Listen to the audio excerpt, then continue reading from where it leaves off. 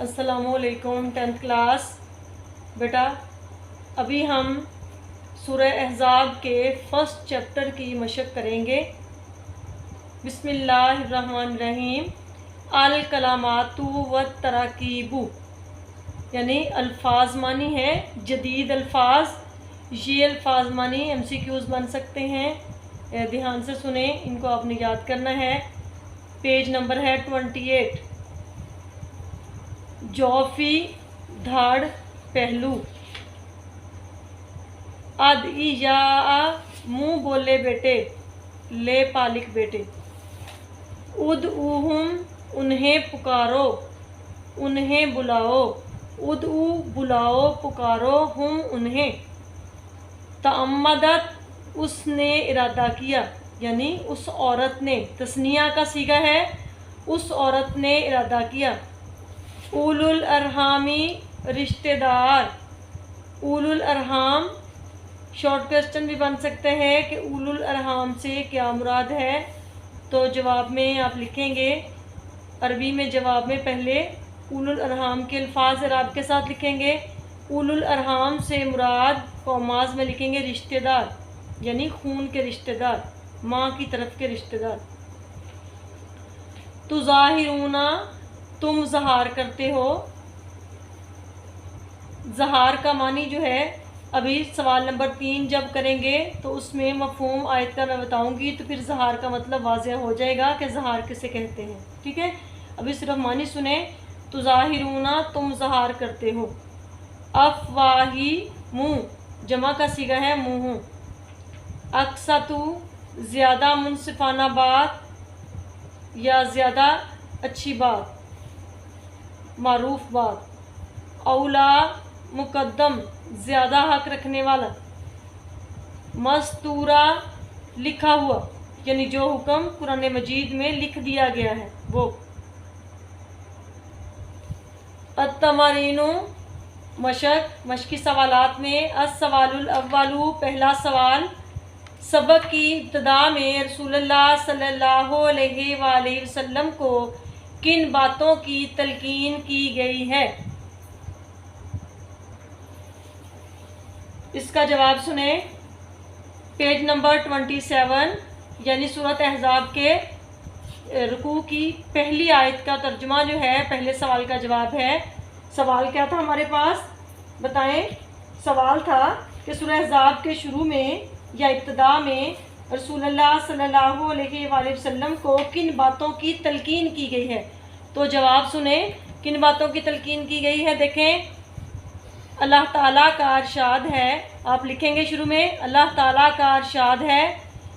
फिर कौमाज में ये तर्जुमा लिख देंगे कि ए पैगम्बर सल्लल्लाहु अलैहि वसल्लम, खुदा से डरते रहना, काफरों और मुनाफिकों का कहा ना मानना। बेशक खुदा जानने वाला और हिकमत वाला है। और जो किताब तुमको तुम्हारे परवरदिगार की तरफ से वही की जाती है, उसी की पैरवी किए जाना। बेशक खुदा तुम्हारे सब अमलों से ख़बरदार है। और खुदा पर भरोसा रखना, और खुदा ही कारसाज काफ़ी है। यहाँ तक निशान लगा लें। ये आयत का तर्जुमा, यहाँ तक जो है जवाब बनता है पहले सवाल का।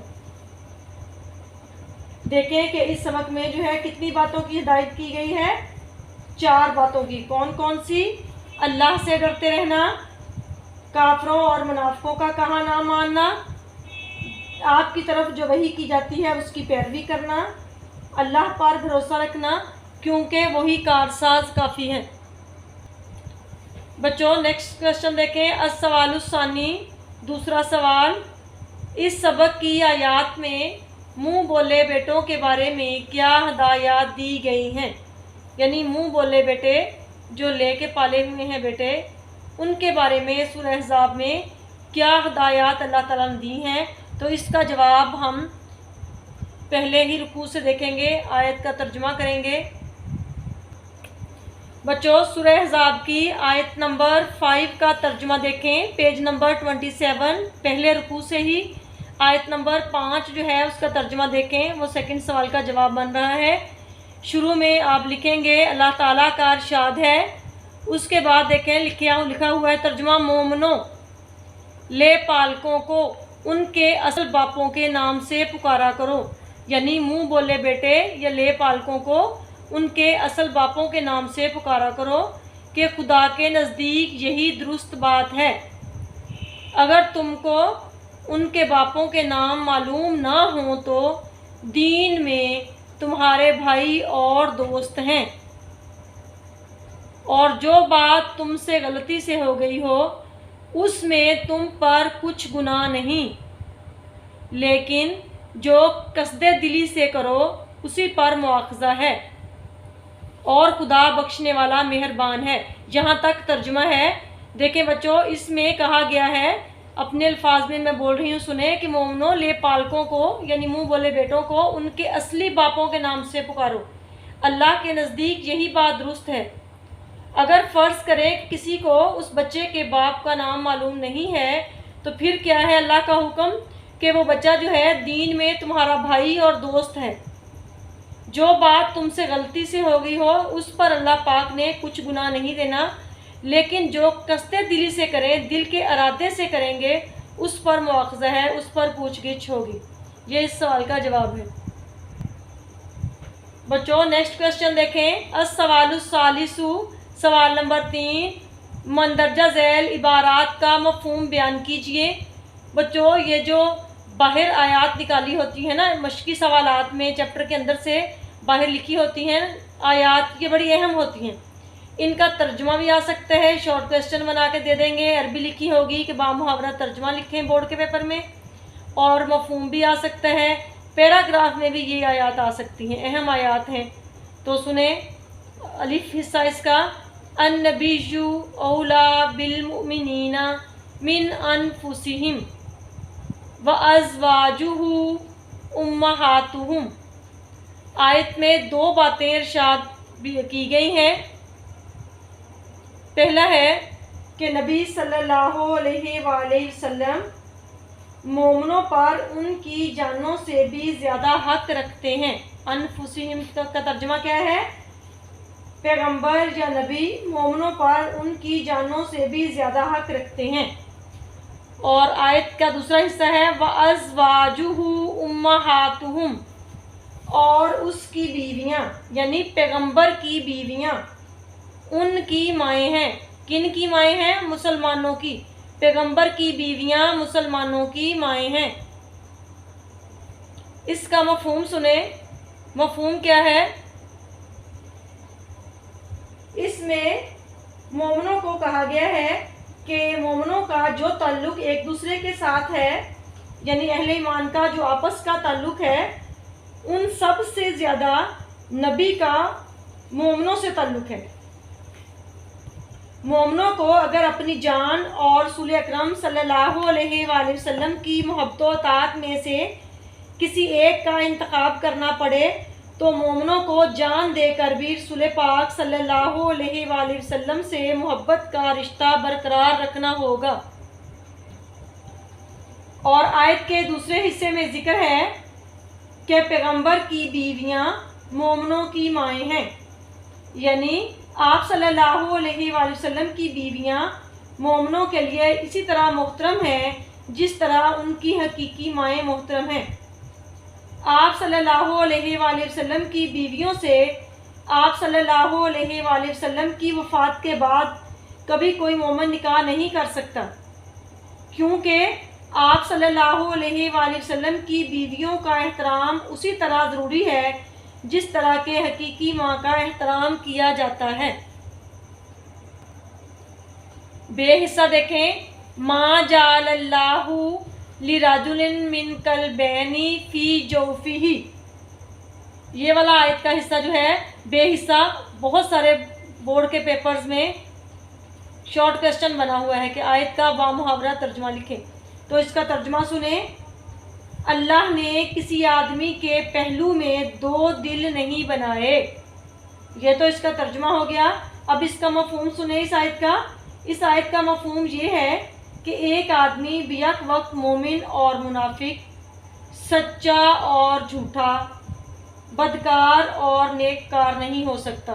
یعنی ایک وقت میں کیا ہے کہ ایک وقت میں انسان ایک ہی ہو سکتا ہے، یا مومن یا منافق، یا سچا یا جھوٹا. نہیں، اس کے سینے میں اللہ نے 2 دل نہیں بنائے، اس کے پہلو میں، اس کے دھاڑ میں 2 دل نہیں بنائے کہ ایک میں اخلاص ہو اور دوسرے میں اللہ سے بے خوفی ہو. ایک وقت میں ایک انسان کی ایک ہی حیثیت ہوتی ہے، یا وہ مومن ہوگا یا کافر، اس کی اصل حقیقت ایک ہی ہوگی. اس آیت میں یہی فرمایا گیا ہے. جیم حصہ دیکھیں. وَمَا جَعَلَ أَزْوَاجَكُمْ إِلَّا تُظَاهِرُونَ مِنْهُنَّ أُمَّهَاتِكُمْ، اور نہ، ترجمہ اس کا سنیں، اور نہ تمہاری عورتوں کو جن کو تم ماں کہہ بیٹھتے ہو تمہاری ماں بنایا. یہ اس کا ترجمہ ہو گیا. تو اس آیت میں زہار کا ذکر ہے. زہار کیا ہے؟ زمانہ جاہلیت میں، زہار کا سنیں کہ زہار کیا ہے. زمانہ جاہلیت میں شوہر اپنی بیوی سے لڑائی کرتے وقت غصے میں اسے یہ کہہ دیتا کہ آج سے تم میرے لیے میری ماں جیسی ہو، تو وہ عورت اس پر حرام سمجھی جاتی. یعنی دور جاہلیت میں زہار کو طلاق سمجھا جاتا تھا. اسلامی شریعت میں زہار کا کوئی وجود نہیں، زہار کو طلاق نہیں قرار دیا جاتا. اس آیت میں اللہ تعالیٰ نے واضح کر دیا ہے کہ زہار سے بیوی ماں نہیں بن جاتی بلکہ بیوی ہی رہتی ہے. البتہ خامد کو حکم ہے کہ اگر وہ اس طرح کی غلطی کرے تو پھر اس کا کفارہ ادا کرے. اس کا زہار کا کفارہ کیا ہے کہ ایک غلام آزاد کرے. اگر اس کی استطاعت نہیں رکھتا، غلام خرید کے آزاد نہیں کر سکتا، تو پھر 2 مہینے کے لگاتار روزے رکھے. اور اگر بیمار ہے، 60 روزے لگاتار نہیں رکھ سکتا، تو پھر اس کے لیے حکم ہے کہ وہ 60 مسکینوں کو کھانا کھلائے، تو اس کا کفارہ ادا ہوگا. بچوں، یہ بہت اہم سوالات ہیں، ان کو بڑے دھیان سے یاد کریں. بورڈ کے پیپر میں یہ پوچھے جائیں گے آپ سے. اوکے، اللہ حافظ.